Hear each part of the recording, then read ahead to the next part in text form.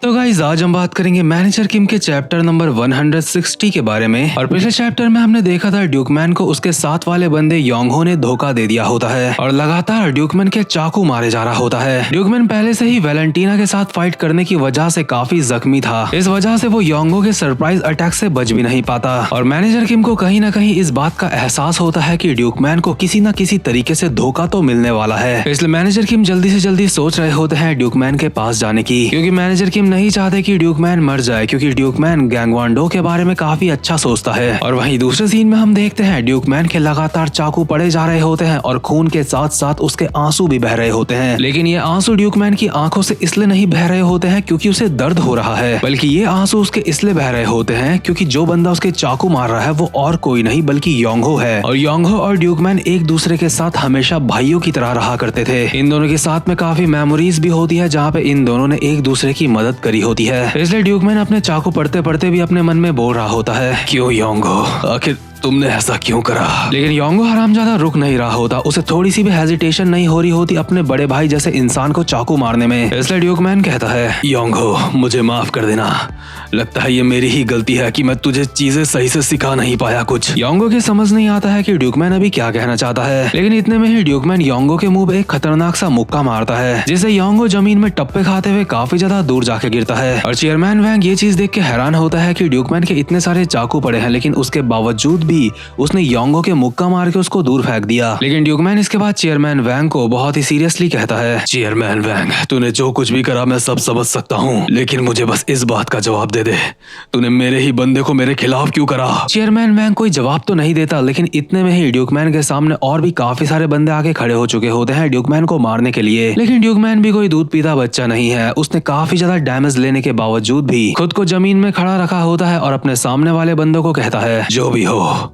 तुम लोगों को पता होना चाहिए इतने लोग मुझे मारने के लिए काफी नहीं हैं। मैं ये बात हमेशा कहता हूँ और अब भी कहूंगा, अगर तुम मुझे मारना चाहते हो तो कम से कम किसी टॉम ली जैसे बंदे को यहाँ पे बुलाओ। इसी के साथ यहाँ पे 1 वर्सेस ऑल शुरू हो चुका होता है। ड्यूकमैन ने अकेले ही इन सारे के सारे बंदों की मार मार के हालत खराब कर रखी होती है, लेकिन उसके बावजूद भी ड्यूकमैन अभी यहाँ पे डिसएडवांटेज पे चल रहा है, क्योंकि वो कभी भी थक के जमीन में गिर सकता है। और यहाँ पे उसके सामने जो बंदे आ रहे हैं ये तो कुछ भी नहीं है, अभी बहुत सारे बंदे बाकी हैं। इन सारे लोगों से फाइट करते हुए ड्यूकमैन को याद आ रहा होता है कि योंगहो के साथ मिलके उसने ऐसी ऐसी बातें करी थी कि मुझे गैंगवांडो को एक अच्छी जगह बनानी है, ये मेरा सपना है, मतलब काफी इमोशनल तरीके की बातें करी होती हैं हंसते हंसते। और इन्हीं बातों को याद करते हुए ड्यूकमैन ने सबके मुक्के बजा रखे होते हैं। ड्यूकमैन ने इस फाइट में खड़े रहने के लिए अपना पूरा दम लगा दिया होता है जितना उसके अंदर होता है। इसलिए चेयरमैन वैंग का साथ का एक बंदा यहाँ पे आता है और चेयरमैन वैंग को यहाँ से लेके जाता है, क्योंकि चेयरमैन वैंग का यहाँ पे रहना उसके लिए खतरे से खाली नहीं है, यानी कि चेयरमैन वैंग भी मर सकता है क्योंकि ड्यूकमैन उसको मार सकता है। चेयरमैन वैंग भी समझ जाता है कि ड्यूकमैन इतनी आराम से हार तो मानने नहीं वाला है, उसको यहाँ पे पिटने में और मरने में काफी टाइम लगेगा। वैसे जैसे ही चेयरमैन वैंग यहाँ से जा रहा होता है ड्यूकमैन एक बंदे के गले में चाकू मार के कहता है, तुझे क्या लगता है आखिर तू कहाँ जा रहा है बे? तू चीजों को ऐसे बर्बाद करके यहाँ से जा नहीं सकता। क्या तुझे सच में लगता है कि तू किसी के सपने उससे ऐसे ही छीन सकता है? असल में मुझे भी ये फालतू का खून खराबा नहीं चाहिए था,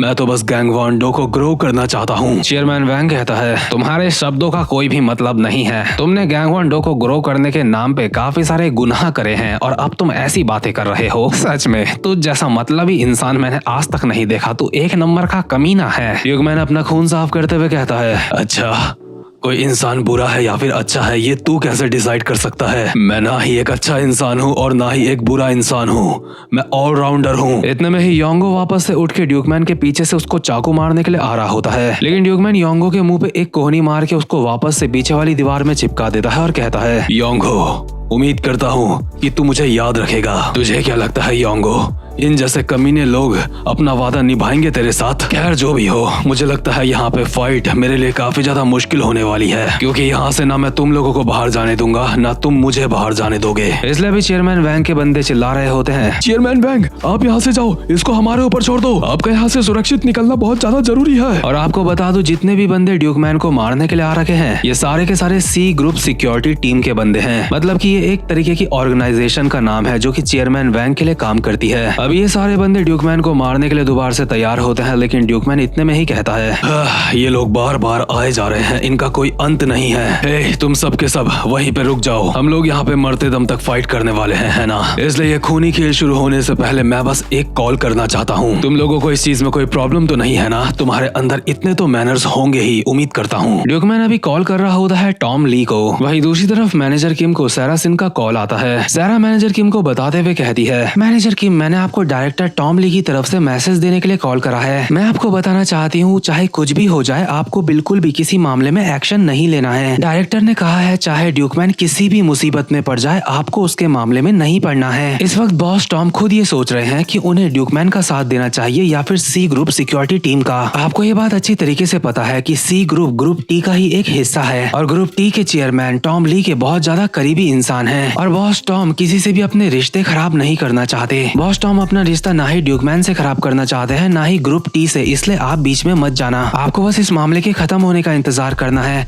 आप मेरी बात समझ चुके हो, है ना? वहीं दूसरी तरफ जब ड्यूकमैन कॉल में टॉम से मदद मांगता है तो टॉम उसके पास मदद भेजने से मना कर देता है। और ये बात सुनकर ड्यूकमैन काफी ज्यादा हैरान होता है, लेकिन टॉम उसको कहता है, ड्यूकमैन ज्यादा हैरान मत हो, मेरी बात ध्यान से सुनो। ये जो चाइना टाउन वाला प्रोजेक्ट है, इस प्रोजेक्ट को तुम चुपचाप उन लोगों को ही हैंडल करने दो। तुम्हारे लिए अभी सबसे ज्यादा जरूरी बात यह है कि तुम्हें वहाँ पे अपनी जान बचानी है। मैं ग्रुप सी वाले बंदों से खुद कॉल पे बात करके कहूंगा कि तुम्हें वहाँ से जाने दे, फिर कोई भी दिक्कत नहीं होगी। लेकिन इसके लिए तुम्हें चाइना टाउन वाले प्रोजेक्ट को छोड़ना होगा। तुम बस अभी के लिए अपनी आंखें बंद करो और ऐसा सोचो कि जैसे चाइना टाउन वाला प्रोजेक्ट तुमने कभी देखा ही नहीं था। और वैसे सच बताऊं तो जो कुछ भी हो रहा है वो तुम्हारे कर्मों की ही सजा है। शुरुआत में तो मैं भी ये सुन के हैरान हो गया था कि तुम चाइना टाउन को बिल्ड कर रहे हो, लेकिन तुम चिंता मत करो, अगर तुम मेरी बात मानते हो तो मैं तुम्हें वहाँ से सेफली बाहर निकाल लूंगा। लेकिन ड्यूकमैन इस प्रोजेक्ट से पीछे नहीं हट सकता, चाहे वो खत्म ही क्यों ना हो जाए। इसलिए ड्यूकमैन टॉम को कहता है बड़े भाई, तुम सच में काफी ज्यादा दिलचस्प हो। तुम्हें तो अच्छी तरीके से पता है मैंने किस तरीके की जिंदगी जी है ना? आखिर तुमसे बेहतर ये बात कौन जानेगा कि मैं किस मानसिकता के साथ बड़ा हुआ हूँ। तुम्हें ये भी अच्छी तरीके से पता है अगर मैं इस प्रोजेक्ट से पीछे हट गया तो गैंग वन डो को कितना नुकसान हो सकता है। लेकिन तुम तो ऐसे बात कर रहे हो जैसे ये कोई हलवा होगा। बड़े भाई,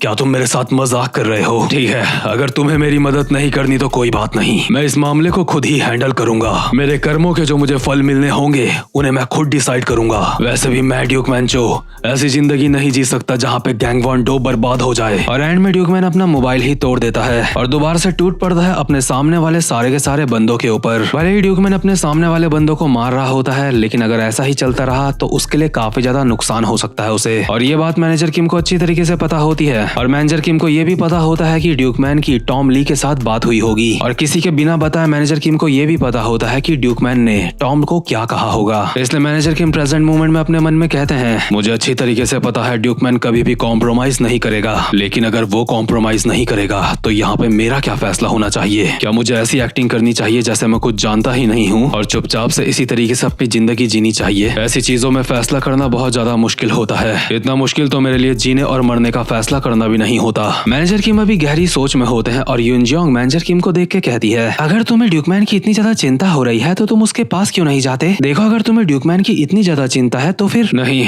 अभी मैं एक एम्प्लॉय हूँ और मुझे अपनी कंपनी के रूल और रेगुलेशंस को फॉलो करना होगा। मुझे कंपनी की तरफ से जो टास्क मिलेंगे मैं सिर्फ वही करूंगा। यूनजियोंग जानती है कि मैनेजर किम ड्यूकमैन को बचाना चाहते हैं, लेकिन उसके बावजूद भी मैनेजर किम ने ये फैसला लिया है। इसलिए यूनजियोंग मैनेजर किम को कहती है, तुम मुझे बता सकते हो अगर मैं तुम्हारी किसी भी चीज में मदद कर सकती हूँ तो? देखो, मैं जानती हूँ तुम्हारे पास ऐसा कोई नहीं है जो तुम्हारी इस मामले में मदद कर सकता है, इसलिए इस मैटर में अगर तुम्हें मेरी मदद चाहिए तो जल्दी से कहो, इससे पहले कि देर हो जाए। लेकिन ज्यादातर लोगों की तरह इस बावली को भी नहीं पता कि मैनेजर किम के पास हमेशा प्लान बी होता है। भले ही अपनी कंपनी के नियमों की वजह से मैनेजर किम ड्यूकमैन की मदद करने के लिए नहीं जा सकते, लेकिन मैनेजर किम उन बंदों को तो ड्यूकमैन की मदद करने के लिए भेज सकते हैं जो कि उनकी कंपनी में यानी कि व्हाइट टाइगर जॉब सेंटर में काम नहीं करते। इसलिए मैनेजर किम ने एक जवान खून को भेज दिया होता है ड्यूकमैन की मदद करने के लिए, और वो लौंडा होता है शिन शोंग हो। और ये बंदा अकेले ही 5-6 गैंग्स चलाता है, बट ये लौंडा भी अकेले निकल चुका होता है ड्यूकमैन की मदद करने के लिए। और बाइक भगाते भगाते अपने मन में कहता है, जैसा कि मैंने उम्मीद करी थी,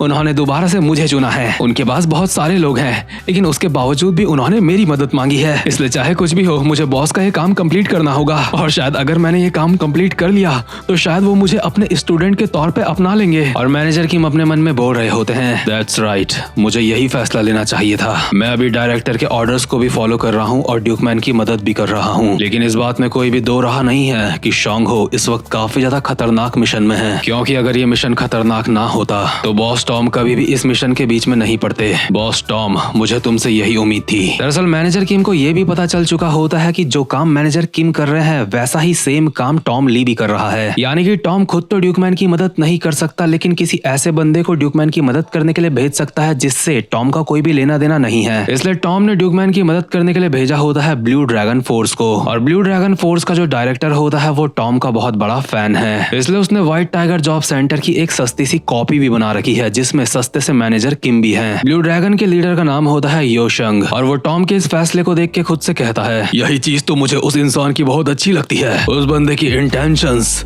मुझे बहुत अच्छी लगती है, तो ठीक है अब वक्त है चलने का। और इस चैप्टर की एंडिंग से एक बात तो पता चल चुकी है, भले ही टॉम काफी ज्यादा हरामी इंसान है लेकिन वो धोखा नहीं देता कभी किसी को। तो खैर गाइस, वीडियो को लाइक और चैनल को सब्सक्राइब जरूर से कर लेना, और ये वाला चैप्टर अब यहीं पे खत्म होता है। अब मैं मिलता हूँ आपसे अपनी नेक्स्ट वीडियो में, तब तक के लिए गुड बाय।